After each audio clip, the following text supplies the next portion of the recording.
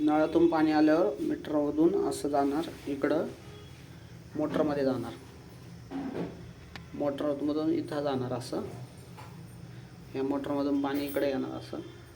इथं कॉक टाकला आहे, आडवा करायचा, हा मोटर बंद करायची, आडवा कॉक करायचा. इथं पाणी इथं जाईल असं, इथं जाईल असं. इथून हा जो पॉईंट दिसतो इथून पाणी टाकीत वरतून पडेल खाली, आणि टाकीत भरल्यानंतर पाणी ह्या कॉकमधून येईल बाहेर. इथं टाकीतून पाणी इथं येईल, आणि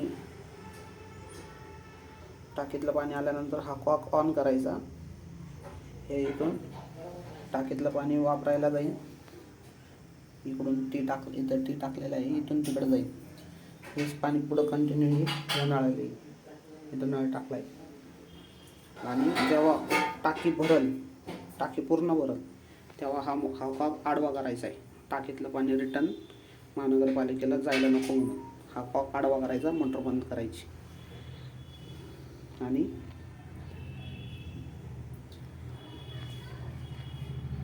जर हा कॉक जर बंद केला तर टाकीतलं पाणी फक्त टॉयलेटला येईल, इकडं पुढे येणार नाही. हा कॉक लाल कलरचा, हे खालून पाणी येतं टाकीतलं, आणि हे इनलेट तिकडे जातं, वरती टाकीत पडतं. जेव्हा मोटर चालू राहील तेव्हा प्यायला पाणी येईल, आणि वापरायला पण टाकीत पडेल.